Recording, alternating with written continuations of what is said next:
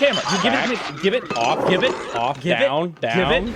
Hey everybody, welcome to another video feature here on Screen.com. Today we're going to be talking about our favorite road trip movies. I'm looking over this side of the camera because I have two very special guests here today in the studio. You might say we're hitting the road with Screen.com. Now, why are we doing that? Well, for a couple of reasons. One, yesterday we watched Pee-wee's Big Adventure on the screening room. Let's just think back to that for a second. Okay. All right, cool. And also, Due Date is out tomorrow. The new road trip type film with Could be a road trip movie. We're not really sure yet. Well, we know it's a road trip movie. It has a funny little dog in it. It's got a funny dog. Little French bulldog. I love He's got a little cone of shame he's wearing. Oh, it's so friggin' adorable. Because their hips are too narrow and their heads are too big. No. Nothing like mandatory C-sections to really cuten up your dogs. Well, yeah. Anyways. That's part of the also, papers. this season just sort of inspires a kind of road trip feel, you know, the classic sort of Thanksgiving, you know, traveling type films and holiday movies and things of that nature. Will you be doing any road tripping this? God, no. I'm trying to sell my car. I'm gonna go to. I'm trying to stay away from my family. Yeah, every Thanksgiving, Fresno for the. Ugh. Yep. Fresno? Who goes to Fresno anymore? I go to Fresno. What's the every longest year. road trips you guys have taken? You know, I've never road tripped anywhere other than kind of up and down the. Here to LA. Yeah, here to LA. Cross country. You did. Cross country. I've never done Well, that. your car went cross country on the back of a flatbed. Well, no, I drove cross country when I moved to Boston. I keep on doing that. Cross country. That Cross way. country. Yes. Anyways, road trips are. By Jove! I love road trips. I love them dearly. Road trip movies are a long established tradition. I think we're talking the other day about what the first road trip movie was, whether it was Wizard of Oz or Stagecoach or something like that. It was a little Twitter nomination. There are a billion amazing road trip movies. This features here. We're just going to talk pick about some of our favorites. Some of our favorites. Not an exhaustive list or whatever. We're just going to talk about Couple some of our movies favorites each. I'm going to go and get it started. How about that? Why don't you do it? I don't. Yeah. Okay. Yeah. Okay. I'm going to go ahead and start with one of my favorite kids' movies of all time, The Muppet Movie from 1979. Yes. Oh, yeah. You know, I hear this movie is dynamite. Cross that little red line over here. Oh, well, how about let's take the blue line, huh? No, we can't take that. That's a river. Oh, I knew that. Yeah, sure. Listen, Kermit, why don't we just go right from... Hey, Fuzzy. Yeah? Who's driving?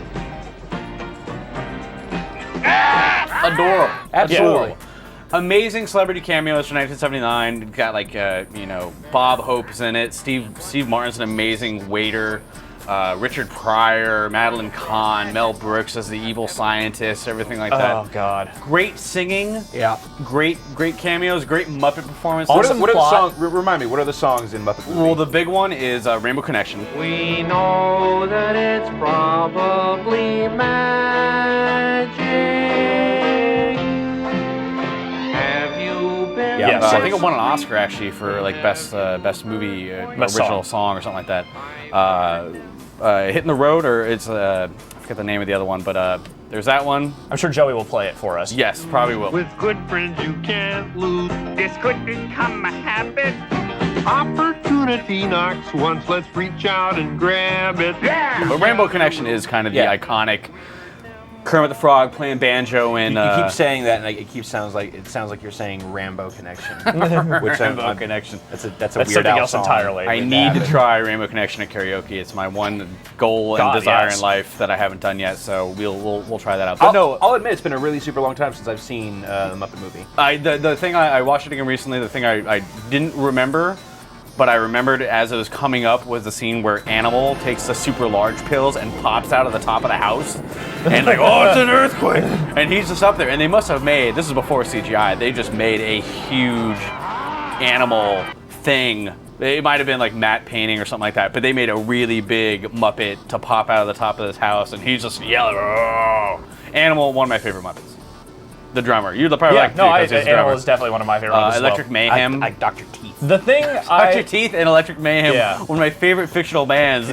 Morris Day and the Time, and then Electric Mayhem. Worst Day of the Time's totally a real band. One of the key things about the road trip picture is that, like, usually when they do them, people meet sort of these weird arrays of colorful characters Sure. throughout the thing. And that is a movie that, like, you talk Yes, about the they- great cast, a lot of great characters. Also, the Henson Company, just in everything they do, always seem to have their thumb on sort of the pulse of pop culture Sure. and find a way to integrate it while still making it super kid-friendly. And it's really bizarre the way they're able to do that over and over again for like 30 damn years. It is kind of dark. I just remember the best cameo at the very end, little Orson Welles action. Yeah. Really? Awesome. Oh, Yeah, God. totally Awesome. out of nowhere. It's been too long. Why don't we move on to your first pick, Ryan Davis? What's your first pick? All right, maybe this is a little obvious. Yeah. But we speak adventure. Yeah, totally. Why not, dude? You know, you've got Pee Wee Herman. You know, the most amazing man-child that's ever been. Just gleefully embracing his kiddishness. Loves his bike.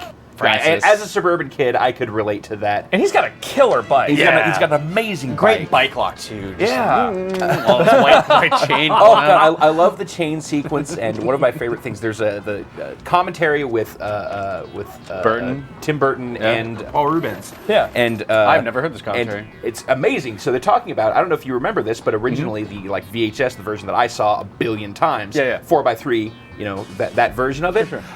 It was cut in such a way that you saw more of the top and bottom of the screen than you were supposed to see. So you could actually see the chain coming up through that little side compartment. Oh, wow. So it kind of like broke the illusion of yeah. of the I think I do endless remember thing. that, yeah. So on the commentary, apparently in France they love Pee-wee's Big Adventure because they think that was completely deliberate and that it's like this totally intense like kind of postmodern commentary on the falsity of film and just like reading into it all these crazy ways. Like no, they just kind of screwed up the transfer when they chopped it off for 4x3. Oh, man. But yeah, like you're saying about your colorful characters, just so many great ones. I mean, Francis. Yeah. Francis, I Best want one your bike. of, the way he says, "You'll be sorry, Pee Wee Herman." You'll be sorry, Pee Wee Herman.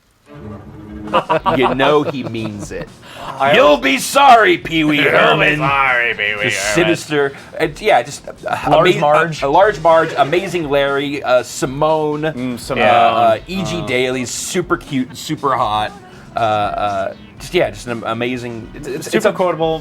Phil Hartman, incredibly one of his best scripts. He co-wrote it. Also makes a little cameo there Yeah. near the end, and I mean the biker bar scene, like what. Amazing. What else do you say about that scene? Other than That scene is great, but actually my favorite part, maybe my favorite scene in the entire movie is right before that when he first goes in to use the phone, they kick him out and he's walking out and he kind of accidentally bumps into the first bike and it causes the domino effect for all the bikes to fall over. There's a beat before they come out where he's just looking and he makes this noise where he kind of goes. Where we just like realizes like, oh fuck, that's like the worst thing that could have just happened, and it just happened. It's a beautiful, beautiful comedic moment, and just all the Warner Brothers backlot stuff. Milton Berle. yeah. Yeah. Pee-wee's Big Adventure. Hard to argue anything againth that movie. Oh, just a joy. Even today, I can watch that movie every single day, and it's I believe still on Netflix instant streaming. Yes, so- it is. As of this video. Also, the only way you can get it in HD. Weird. There's no Blu-ray release. Not yet. As I'm sure they're waiting for an anniversary. as to I'm do aware that. of. So it seems like now would be the time. So Yeah. Warner Brothers, hop on it. That's my first. How are you gonna top that, Alex? I can't top that, but I'm going to give you my first pick anyway. so walk off. My first pick is Tommy Boy. Richard, do I have a mark on my face? It really hurts. Nope, nothing. I thought I hit you on the shoulder. My shoulder doesn't hurt very much, but my face does. Right here. Not here or here so much, but right here. Nope. Ship shape. Tommy Boy. Yeah.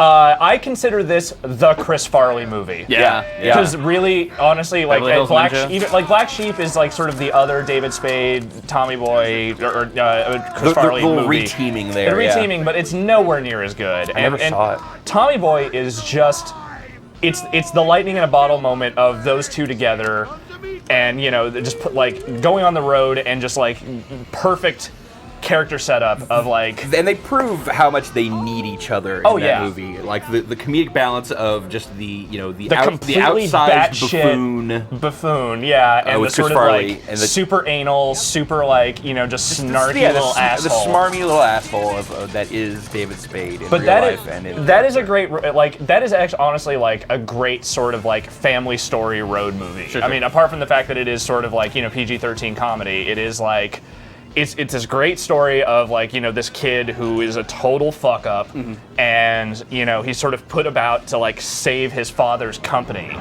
And you know, of course, hilarious antics ensue, but it's actually legitimately super funny. Like it's the only movie that really makes great use of Chris Farley's talents, like throughout the film. Like his Big guy in ability a to little just- jacket. Big Yeah, guy in a little Fat guy in a little coat. Fat guy in a little coat. Close enough. Yeah. Now, how Little much coat. do you feel that this movie was sullied at all by the DirecTV commercial that David Spade did with? No, I don't think so. I thought that was just sort of like whatever. It was what it was. It's a bummer, but Yeah, it's a bummer, but it doesn't do anything to sully the film. Like the film is still incredibly funny on its own. It's got Rob Lowe in a great villain role. You know, him and He was good. He was even good in Wayne's World as that kind of slimy- reprising his Yeah. Wayne's World. Brian Dennehy as the dad. Yeah. You know, it's just such a great cast and so many good, like perfect for Chris Farley gags in that movie. Yeah. Love it. Who's your favorite little rascal? Who's your favorite little rascal? Alfalfa? Or is it Spanky? Well, I'm gonna go on for my second choice. Not a funny movie, but a really, really touching one. It's David. It's the weirdest David Lynch movie you'll ever It's see. the not David Lynch movie. It's called The Straight Story from 1999. The Straight Story, rather. Richard Farnsworth has a great Oscar-nominated performance. Amazing cinematography, just these sweeping shots of the Midwest, like flying over.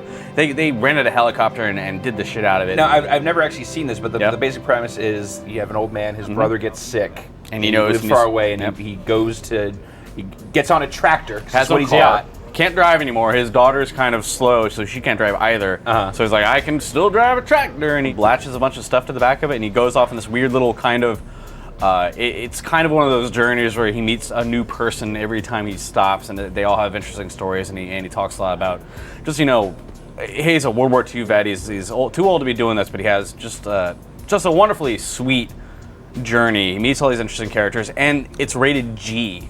Like, Yeah. you told me that David Lynch would ever make a G-rated movie. I would with a sensible plot Yes. on top of that. Like It- one that isn't full of like, you know, like crazy homeless dream manifestations that, you But- know, but are is this- midgets in velvet suits. Is it still like David Lynch's America?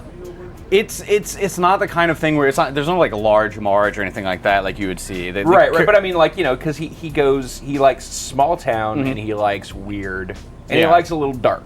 Yeah, no, it's not even really that dark. It's very sweet. It's very almost, I would say, if somebody else had done it, this could have been the most cloying movie you've ever seen. It's to David Lynch. It's a testament to him that he made it in a way that is so believable and just really emotional without being too saccharine. I'm up and down on a lot of David Lynch stuff, but this is his most conventional movie, but it's really amazing too. So Yeah, awesome. how about you? You know, a similarly sweet movie, although I don't think necessarily a lot of people think of it that way. Planes, Trains, and Automobiles. Yeah. There's a good heart in that movie. This is to me absolutely. the definitive road trip movie. You know, it's. I think it's the John Hughes movie that stands the test of time Absolutely. the Sure. best. Absolutely. I think a lot of his, you know, It's the most mature. his teenage high school stuff. You go like when you're a teenager, or you know, in that age range, like those movies are like Bibles.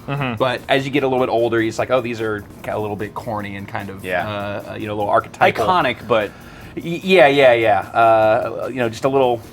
This works though still today, and it is. I mean, it's kind of similar. Like the Tommy Boy idea of you've got the the big buffoon in John Candy, and then Steve Martin is the kind of uptight businessman, and they both just need to try to get from New York to Chicago, but the world will not let them. They need to get there in time for Thanksgiving, and the world. This is actually for me and my family. This is our regular Thanksgiving food movie. Yeah. You sit down every Thanksgiving and watch Planes, Trains, and Automobiles. Why not? And they capture so much great stuff. Like if you've ever done any, and you've done some hardcore road warrior business traveling, like it's the veracity of so much of the stuff that happens in that movie is just spot on. Like there's definitely someone who had to spend a lot of time on the road wrote that, and just there's so many great comic set pieces with there's the bed sequence early on, which is just amazing. yeah, the gay panic. Oh, and yeah, but they hold it for so long when it first opens up on them both in the bed in the morning,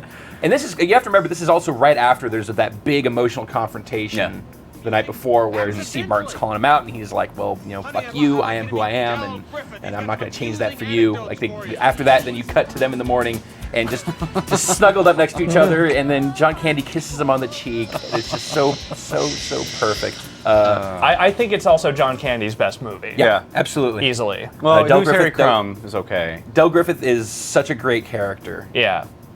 Just so unabashedly American. Absolutely. Just, big and loud and crude and just like, singing the Flintstones theme on Totally the Greyhound slave to bus. his own, like, his own interests and his own sort of like pop culture kind of, whatever he's focused on, like everyone's gonna fucking hear about it. He's, but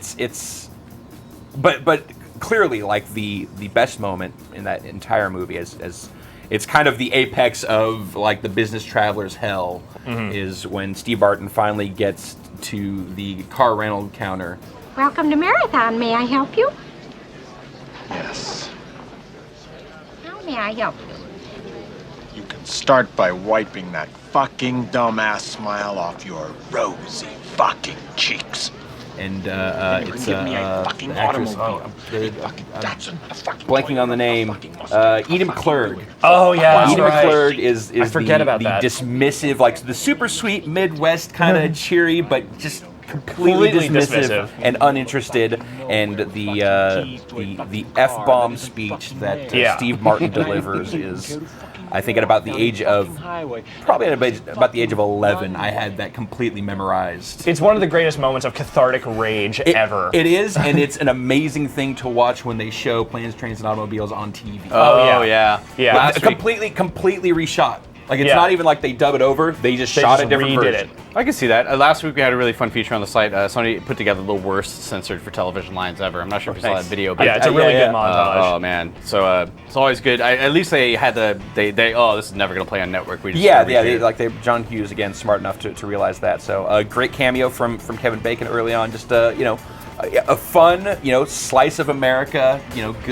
Good honest road movie with some good laughs and, like you said, some good heart. Absolutely. Play us out, Alex Navarro. When you told me you were going to do the straight story, sure. I started thinking about like more dramatic road movies and things that like. It's odd. Before you say it, it's odd that none of us picked any, because there's a lot of raunchy road trip movies too, like Road Trip or You're a Road Trip, or Senior Trip. Sure. Yeah. Road Trip's not bad. Yeah, Senior Trip exists. I like Senior Trip. But I was thinking about like more dramatic stuff, like Into the Wild, for instance, is a good example of a very good dramatic road movie. I decided to go another direction. I went with Smokey and the Bandit. Because Smokey and the Bandit is just an absolute classic. It's certainly one of Burt Reynolds' best films, and it's a great caper style road trip movie, which you just don't. There aren't a whole lot of. So this is the movie where Burt Reynolds and Jerry Reed have to transport Coors across state lines, because apparently in the 70s there were these sort of like weird regional liquor laws where you couldn't have Coors, like I guess the Mississippi River line or something was like where you couldn't too far from the couldn't Rockies. Transport it. Not cold enough. So it's a weird testament to the sort of CB radio culture of the time. This is Foxy Lady Bandit.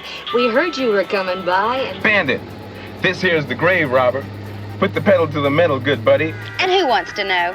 This is a bandit, darling. Burt Reynolds being Burt Reynolds, mustache, back laughing, when he was Burt Reynolds. And Sally Field is in the movie. Cute as a button. Cute as a button, Sally Field. Sally Field is one of the best times I've ever had watching Sally Field on film. So cute and just fun to watch in that movie. And the best villain in Jackie Gleason as Buford T. Justice. There's no better comedic villain foil. Just the character name, Buford T. Justice. And the way he says it. This is Sheriff Buford T. Justice. This is Buford T. Justice. He hams up that fake Southern accent. It's a great, hammy, just adventure-y, kind of Southern sliced road film. I love it. Hello, officer. Glad you're here to assist me. My name is Sheriff Buford T. Justice. I have just apprehended the bandit. No, sir. Smokey and the Bandit is just such a good example of of the culture of the time, like the sort of the sort of trucker bandit culture, moonshine running, yeah, stuff like that. like dudes that Except are Coors. Yeah, like not even moonshine, it's just Coors. But looking no, out like for Smokey. the semi trucks, the CB stuff. Yeah, just that Jerry kinda, Reed, like having Jerry Reed and having so great in that movie. Having Burt Reynolds, just Burt Reynoldsing it up. And Yeah. that movie moves too. It's constantly like it makes sense. It's constantly in motion, and yeah, he's not the best actor in it, but Burt Reynolds just is at his most Burt Reynolds. Oh yeah, and that's what you want from Burt Reynolds. Chewing in that movie. gum and smiling, and Hey, like pretty the lady. laugh and just being kind of sleazy charming. the Another entire good way. movie with some weird, colorful characters in it, and It seems to be kind of the icon, one of the heart of the road trip movie is the crazy characters you meet along the way. Obviously, Yeah. it's not just two people in a truck for a long time. Anyways, we've talked about some really good movies here today. Absolutely. And there's a billion more. And you should go out and you should watch all of them. I want to. night now. Actually, I want to go out and then I need to revisit some of these. It's been a while, and I've never seen The Straight Story, and I've always really wanted good. to. And I highly recommend it. And obviously we have a billion other road trip movies to talk about, but we don't have time for them today. Anyways, you guys should make your own lists about your favorite road trip movies and leave them in the comments down below, or send them to me and I'll put them in the community showcase this weekend. I hope you guys enjoyed our time together talking about road trip movies. And here's to hoping due dates. Good. We'll have a review tomorrow. we'll see you on the road.